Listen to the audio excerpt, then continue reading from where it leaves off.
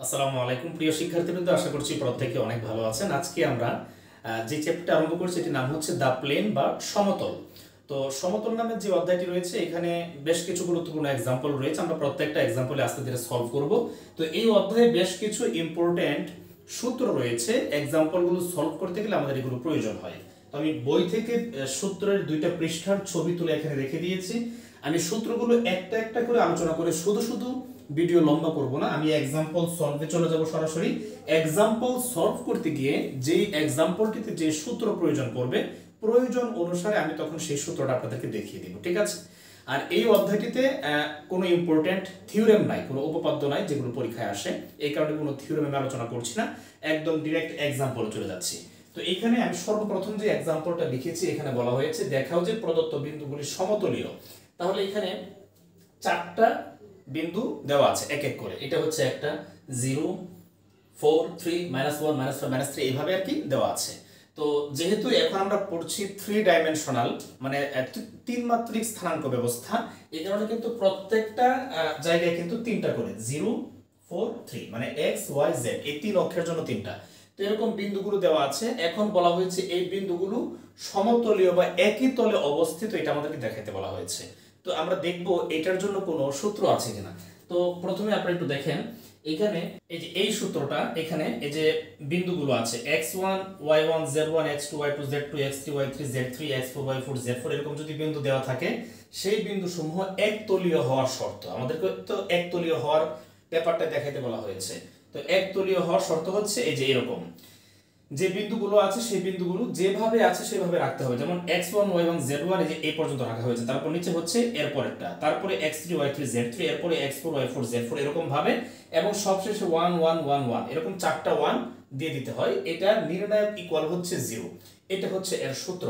তাহলে এই সূত্র অনুযায়ী আমরা এই एग्जांपलটা সলভ করব, ঠিক আছে? এখন আমি এখানে একটু বাংলা কথা লিখে নিচ্ছি যে এই বিন্দুগুলো একতলীয় বা সমতলীয় হওয়ার শর্ত, এই কথাটা আমি এখন লিখে নিচ্ছি। যদি এই বিন্দুগুলো সমতলীয় হয় তবে 0 4 3 -1 -5 -3 -2 -2 1 1 1 -1, তারপর সূত্রটা কি ছিল? সবশেষে আমরা একটা করে 1 দিয়ে দিব। তাহলে সবগুলোর সাথে আমরা 1 দিয়ে দিলাম এবং এটার আমরা নির্ণায়ক চিহ্ন দিয়ে দিলাম, এটা ইকুয়াল 0 হবে। তাহলে এটাই হচ্ছে সূত্র। তাহলে আমি সূত্রটা লিখলাম। এখন আমরা এই যে এখানে তো 2টা পক্ষ হয়েছে, এটা হচ্ছে বাম পক্ষ, বাম পক্ষ সমান কি হবে? 0, 0 হচ্ছে ডান পক্ষে। তাহলে আমরা এখন এই বাম পক্ষটা নিয়ে কাজ করব। তাহলে আমি এখন এই জায়গায় লিখে নিচ্ছি, তাহলে বাম পক্ষ নিয়ে নিলাম। এখন আমরা এটাকে একটু কাজ করি। দেখেন আমরা প্রথমেই এটাকে একটু শর্ট করার চেষ্টা করব, ছোট করার চেষ্টা করব। যেহেতু এখানে প্রত্যেকটা রো এবং কলামে 4টা করে পদ আছে, তো এটাকে বিস্তার করা একটু জটিল, যার কারণে আমরা প্রথমে যে কাজটা করব, তাহলে প্রথম সারি থেকে দ্বিতীয় সারিটা বাদ দিয়ে যে ফলাফলটা আসবে সেটা আমি প্রথম সারিতে লিখব। তাহলে 0 থেকে -1 বাদ করলে মাইনাস মাইনাসের প্লাসের 1 হবে। পরে 4 থেকে যদি আমরা মাইনাসের 5 বিয়োগ করি, 4 মাইনাসের 5, তাহলে মাইনাস মাইনাসের প্লাস, প্লাসের 5 হয়ে যাচ্ছে। তাহলে এটা হয়ে যাবে কত? 9।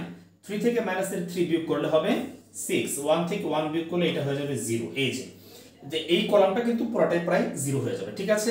এখন আমরা দ্বিতীয় সারি থেকে তৃতীয় সারি বাদ করে বিয়োগ করে যে আনসারটা পাবো সেটা আমরা দ্বিতীয় সারি লিখব। তাহলে মাইনাসের 1 থেকে মাইনাসের 2, তাহলে মাইনাস মাইনাসের প্লাসের 2 হয়ে যাবে। আমি একটা দেখাই দিই, যে মাইনাসের 1 এখান থেকে আমরা মাইনাস করব কত? এই যে মাইনাসের 2, মাইনাসের 2, তাহলে মাইনাসের 1 মাইনাসের মাইনাসের হয়ে যাবে প্লাস 2, থাকবে কত? প্লাসের 1। তাহলে এখানে লিখলাম প্লাসের 1, ওকে। তারপর মাইনাসের 5 থেকে মাইনাসের 2 মাইনাস করলে হয়ে যাবে প্লাসের 2, তাহলে এটা হয়ে যাবে মাইনাসের 3। তারপর মাইনাসের 3 থেকে মাইনাসের 1 হবে মাইনাসের 4, 1 থেকে 1 বাদ দিলে এটা হয়ে যাবে 0, এইভাবে আর কি। তাহলে মাইনাসের 2 থেকে 1 যদি বাদ দিলে হবে মাইনাসের 3, মাইনাসের 2 থেকে 1 বাদ মাইনাসের 3, 1 থেকে যদি আমরা মাইনাসের 1 বাদ করি তাহলে প্লাসের 1, তাহলে এটা হয়ে যাবে প্লাসের 2, 1 থেকে 1 বাদ করলে হয়ে যাবে 0। আর সবশেষ এটা যেভাবে আছে সবশেষ রো এটা আমরা এইভাবে লিখে নিচ্ছি, মাইনাসের 1 এবং 1। তাহলে আমাদের বিয়োগটা কমপ্লিট হয়ে গেল। আপনারা যে এই পাশে লিখে দিতে পারেন প্রত্যেকটা জিনিস, যে আমরা কোনটা থেকে কোনটা বাদ করেছি, তাহলে বুঝতে আর একটু ইজি হবে। তাহলে এখানে লিখে নেন যে r1 প্রাইম ইকুয়াল হচ্ছে r1 মাইনাস r2, তারপরে r2 প্রাইম সমান 2 নাম্বার সারি থেকে আমরা 3 নাম্বার সারি বাদ দিয়েছি, r3 প্রাইম সমান হচ্ছে 3 নাম্বার সারি থেকে আমরা 4 নাম্বার সারি বাদ দিয়ে যেটা আমরা পেয়েছি সেটা হচ্ছে আমাদের নতুন R3 3 নাম্বার সারি। তো এই হচ্ছে ব্যাপারটা, আমি আশা করছি আপনারা বুঝতে পেরেছেন। এখন আমরা বাকি অংশটুকু এই পাশে সলভ করছি। তো আমাদের মূল উদ্দেশ্য ছিল যেন আমরা কিছু জিরো বানায় ফেলতে পারি, যেন এটাকে আমরা একটু ছোট করতে পারি। এখন আমরা যে কাজটা করব, এই যে A1 ধরে যদি আমরা বিস্তারটা করি, তাহলে কিন্তু দেখেন এই যে A1 ধরে আমরা বিস্তার করব। বিস্তার করলে কি হবে, এই কলাম এবং এই সারি বাদ যাবে, তাই না ব্যাপারটা?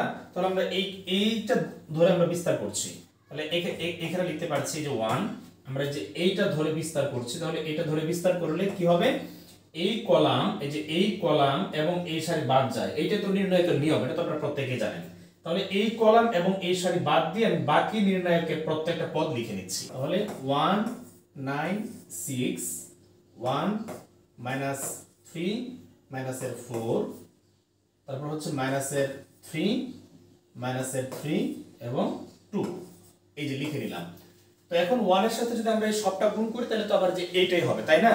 এতে করে হইলো কি, আমাদের একটা কলাম এবং একটা সারি চলে গিয়ে নির্ণায়কটা একটু ছোট হয়ে আসছে। এখন আমরা এটাকে খুব ইজিলি বিস্তার করতে পারবো, ঠিক আছে? এখন আমরা এটাকে বিস্তার করি।